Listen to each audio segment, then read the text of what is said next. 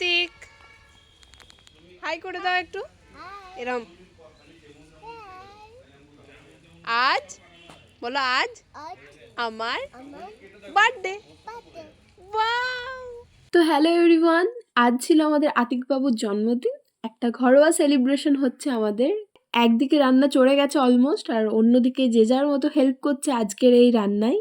এটা কিছুটা পিকনিকের মতো বলতে পারেন, কিন্তু যেটার হোস্ট হচ্ছে আমাদের আতিক বাবুর মামা পাপা।